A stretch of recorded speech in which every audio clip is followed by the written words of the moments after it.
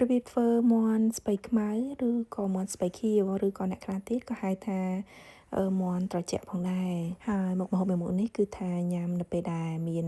ការចាពី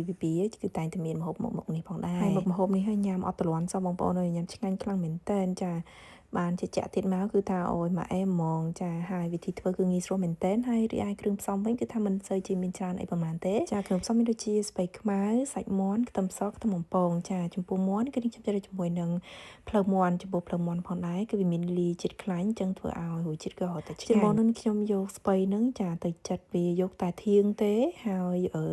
ចំពោះស្លឹកវាវិញហ្នឹងគឺបងប្អូនអាចយកទៅធ្វើជាស៊ុបឬក៏ស្ងោរអីក៏បានដែរចាហើយបន្តមកទៀតហ្នឹងគឺនេះខ្ញុំយកធៀងវាហ្នឹងទៅចិតជាដុំតិចតួចចាចំពោះប្រវែងបងប្អូនអាចលៃលកទៅតាមចំណង់ចំណូលចិត្តបានបន្តមកទៀតគឺនេះខ្ញុំចាប់ផ្ដើមដាំទឹកឲ្យពុះហើយនេះខ្ញុំយកកំភ្លើងមាន់ហ្នឹងចាទៅ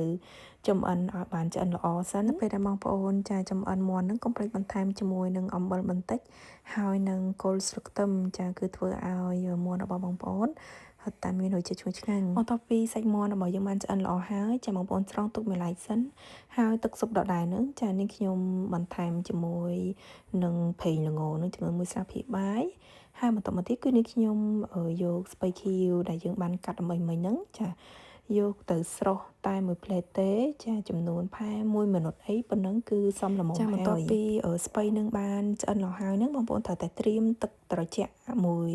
ចានដែកមកចាហើយចាបងប្អូនយកស្រង់យកស្ពៃហ្នឹងទៅត្រាំជាមួយនឹងទឹកត្រជាក់ហ្នឹងលាយជាមួយនឹងទឹកកកហ្នឹងចាបងប្អូនដាក់មកហើយបងប្អូនត្រូវទុករយៈពេលផែ10មីនិតអីហ្នឹងចាគឺសមល្មមហើយទីមួយគឺធ្វើឲ្យស្ពៃរបស់យើងគឺវានៅខៀវបានល្អហើយធ្វើឲ្យវាស្រួយបានល្អផងដែរចាវាមិនទន់ណាពេលនេះបងប្អូនទុកសិនទៅហើយឥឡូវនេះខ្ញុំចាប់ផ្ដើមមកធ្វើសូសចាចំពោះសូសវិញដំបូងនេះខ្ញុំយកខ្ទឹមសយកទៅរំលីងជាមួយនឹងប្រេងអូលីវចានេះខ្ញុំផុសជាមួយនឹងប្រេងអូលីវបានឈ្ងុយក្រហមបានល្អហើយនេះខ្ញុំបន្ថែមជាមួយនឹងចាស្ករត្នោតខ្មែរយើងចាគឺថាឈ្ងុយខ្លាំងមែនទែនជាមួយនឹងប្រេងខ្យងបន្តិចផងដែរមកទេនេះខ្ញុំយកម្សៅពោតឬក៏ម្សៅខ្សាយក៏បានដែរចានេះខ្ញុំយកតែបន្តិចទេនេះខ្ញុំយកទៅលាយជាមួយនឹងទឹកក៏បានឬក៏ទឹកស៊ុបដែលយើងបានធ្វើអំបីមិញហ្នឹងចាដែលយើងបានស្ងោរមាន់ហើយនឹងស្ងោរស្ពៃហ្នឹងយកមកចាលាយជាមួយនឹងម្សៅហ្នឹងកូរវា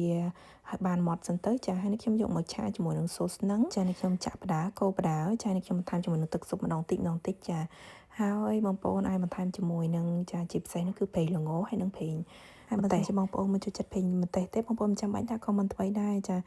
ហើយអ្វីដែលសំខាន់គឺថាប្រេងល្ងគឺធ្វើឲ្យចាសាច់មាន់របស់បងប្អូននៅតែឈ្ងុយឆ្ងាញ់តែម្ដងហើយយើងអាចលួចជាមួយនឹងទឹកត្រីបន្តិចប៊ីចេងបន្តិចផងដែរឬក៏រ៉ូឌីក៏បានដែរចាហើយចំពោះរសជាតិវិញគឺបងប្អូននៅលោកទៅតាមចំណង់ចំណូលចិត្តណាព្រោះនេះខ្ញុំបានវល់ហើយណាបន្ទាប់ពីសូសនឹងបានឆ្អិនហើយទុកមួយឡែកដើម្បីឲ្យវាត្រជាក់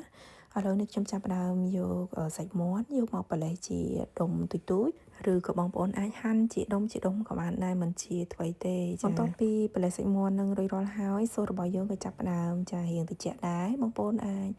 យកទៅលាយជាមួយនឹងសូសនឹងបានហើយកុំភ្លេចបន្ថែមជាមួយនឹងចាខ្ទឹមបំពងផងដែរទុកមួយឡែកឥឡូវនេះខ្ញុំចាប់ផ្ដើមយកស្ពៃនឹងយកទៅលាយជាមួយនឹងសូសដែលយើងបានលាយមិញនឹងផងដែរចាបន្ថែមជាមួយនឹងខ្ទឹម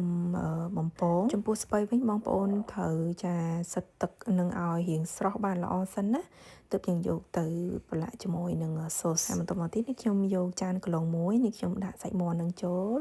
ហើយជាបន្ទាប់នឹងចានេះខ្ញុំយកស្ពៃ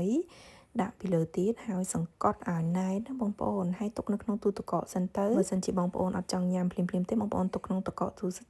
ទឹកកកសិនទៅដើម្បីវាត្រជាក់បានល្អតែដល់នេះខ្ញុំអត់មានពេលក៏ធ្វើភ្លាមមកទៅចាគឺថាកលាប់យោតែម្ដងចាប់បានញ៉ាំចាតែប៉ុណ្ណេះគឺរួចរាល់ជាការស្រេចហើយបងប្អូនអាចបន្ថែមជាមួយនឹងដេកូចាការ៉ុតក៏បានចាឬក៏ចាម្ទេសក្រហមម្ទេសផ្លាវហ្នឹងបងប្អូននេះខ្ញុំចិត្តចម្រៀកជាធំជាងទៅនេះខ្ញុំដាក់ចាដេកូពីខាងលើបែបហ្នឹងចាតាមចំណង់ចំណូលចិត្តបងប្អូនចាហើយមុខម្ហូបហ្នឹងគឺមានតែប៉ុណ្្នឹងទេហើយពីតារសជាតិវិញគឺថាឆ្ងាញ់តែម្ដងមុខម្ហូបនេះបងប្អូនភាគច្រើនគឺនៅពេលដែលយើងទៅញ៉ាំការចាគឺតែងតែមានមុខម្ហូបមួយមុខនេះហើយចាហើយចំពោះមុខម្ហូបនេះផងដែរគឺថាអូយញ៉ាំអត់ទ្រាំហ្មងបងប្អូននិយាយមែនណា ចាឲ្យបានជាក់ទៀតមកគូថាអូយមកអែហ្មងបងប្អូនហើយឆ្ងាញ់នេះខ្ញុំចូលចិត្តញ៉ាំខ្លាំងមែនទែនមុខហ្នឹងចាហើយវីដេអូហ្នឹងគឺមានតែប៉ុណ្្នឹងទេអរគុណដល់បងប្អូនសម្រាប់ការតាមដានវីដេអូមួយនេះផងដែរហើយជូនពរបងប្អូនឆ្នាំថ្មីសិរីសួស្តីទាំងអស់គ្នាចាបើសិនជាបងប្អូនពេញចិត្តនៅវីដេអូមួយនេះកុំភ្លេចជួយ like និង share ម្នាក់មួយផងណាអរគុណច្រើនសូមជម្រាបលាបាយបាយ